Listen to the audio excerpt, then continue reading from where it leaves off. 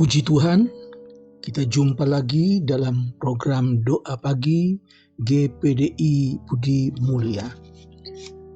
Kemurahan Tuhan, program Doa Pagi kembali membawa berita sukacita.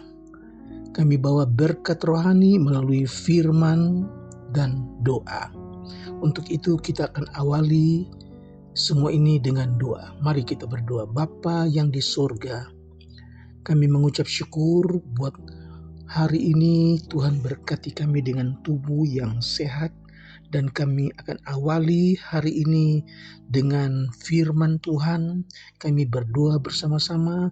Kami mohon berkat Tuhan atas pertemuan kami pagi hari ini. Mohon Roh Kudus pimpin dari awal sampai selesai. Kami serahkan di dalam nama Tuhan Yesus Kristus. Haleluya. Amin. Puji Tuhan saudara. Filipi pasal 3 ayat 13. Filipi 3 ayat 13. Saya bacakan buat saudara. Saudara-saudara, aku sendiri tidak menganggap bahwa aku telah menangkapnya, tetapi ini yang kulakukan. Aku melupakan apa yang telah di belakangku dan mengarahkan diri kepada apa yang di hadapanku,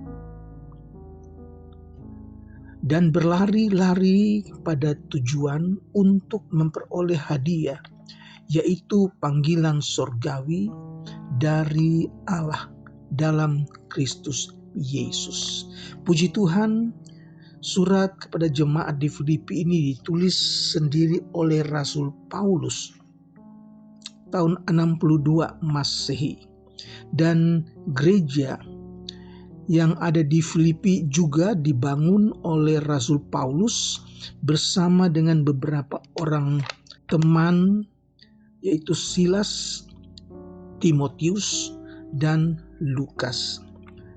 Saudara, jemaat Filipi begitu mengasihi Paulus sehingga beberapa kali mereka memberikan bantuan keuangan kepada Paulus untuk disalurkan kepada jemaat di Yerusalem yang sedang dalam kesusahan.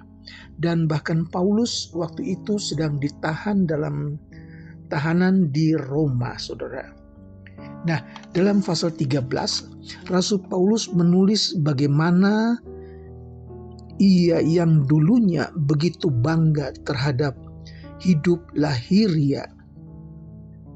Kita baca di dalam Filipi 3 ayat 4b mulai.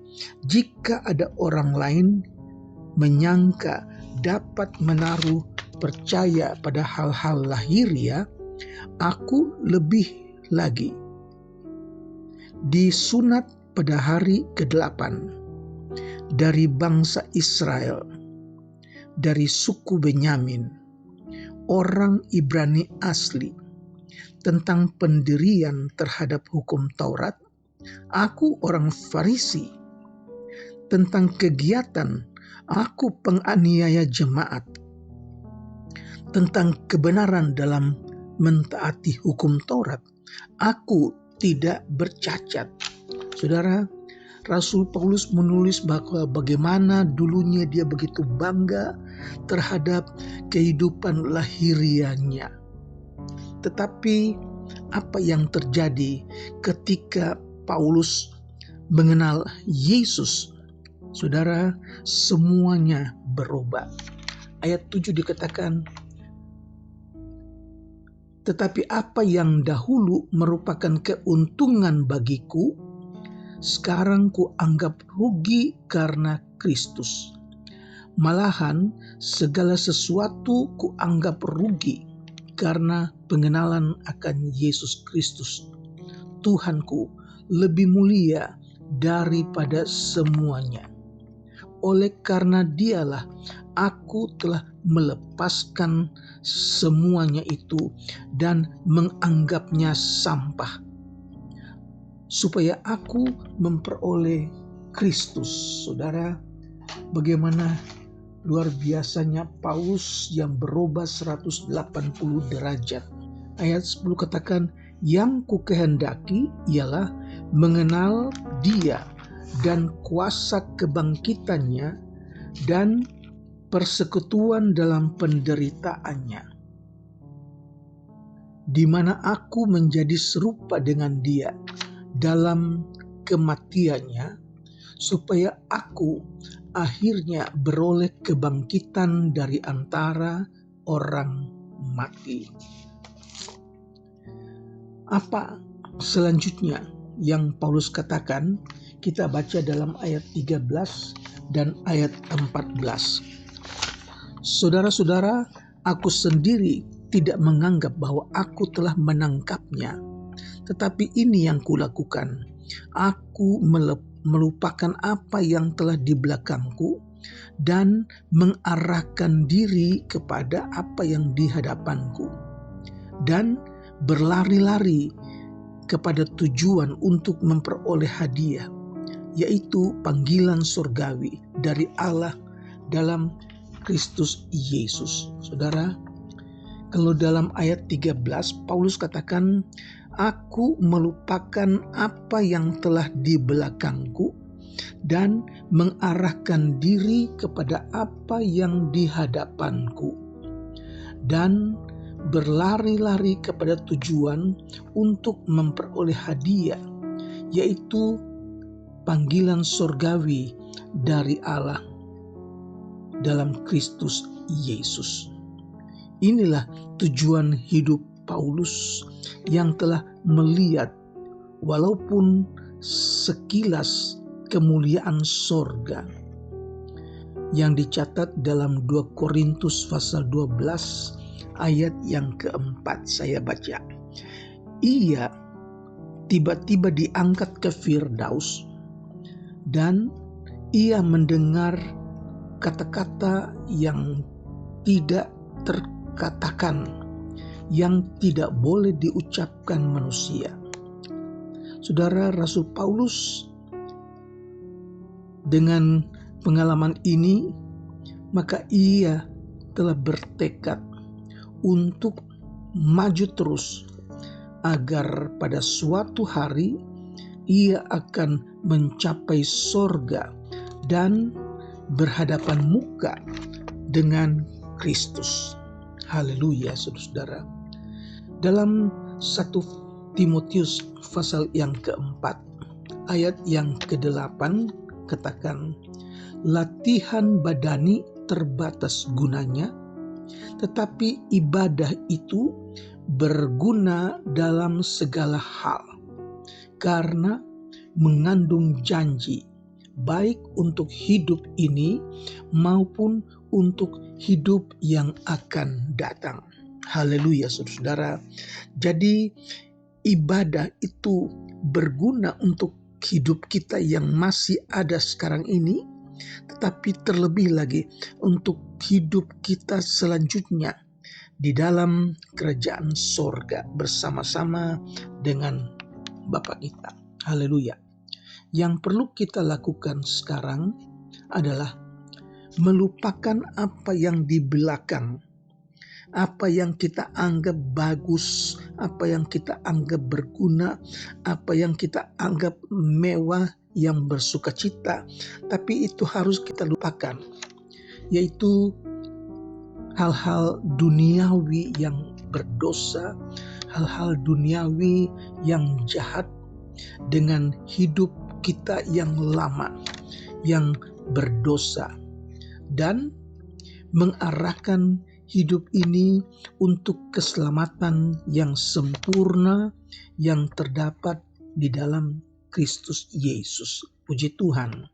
Ingat istri Lot, dengan menoleh ke belakang, ia menjadi tiang garam.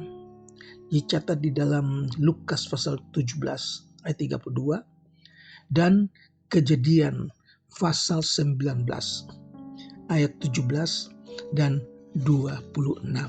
Haleluya.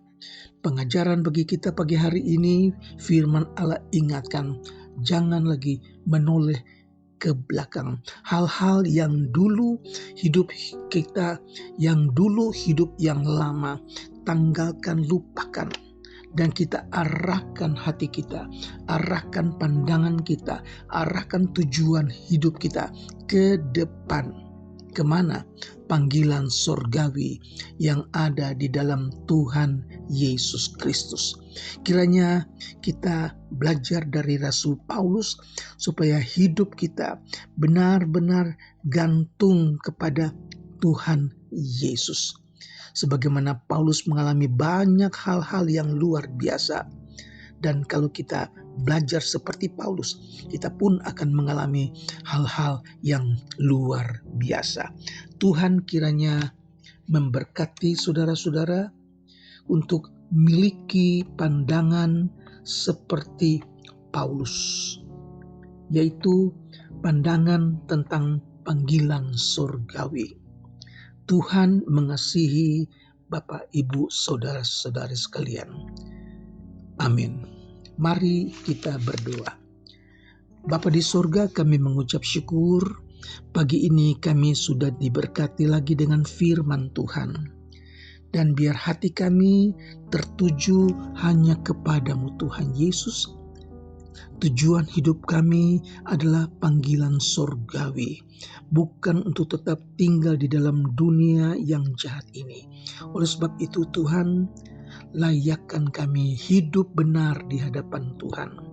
Maka pagi hari ini kami berdoa buat jemaat Tuhan yang dalam keadaan lemah, dalam keadaan sakit, mereka yang dirawat di rumah sakit, mereka yang terbaring lemah di rumah. Kami tidak menyebutkan nama-nama mereka, tetapi kami percaya kuasa Tuhan tetap sama, mujizat tetap ada.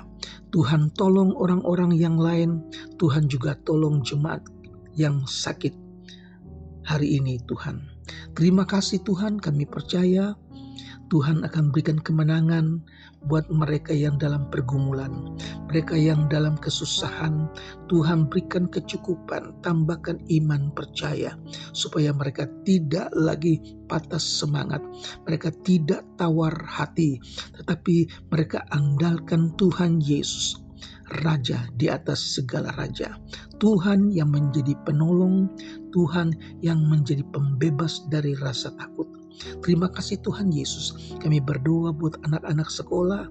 Tuhan berikan kepintaran, Tuhan berikan kemampuan pelajaran mereka Tuhan Yesus. Kebutuhan uang sekolah kiranya Tuhan cukupkan. Kami serahkan hidup kami hari ini ke dalam tangan Tuhan.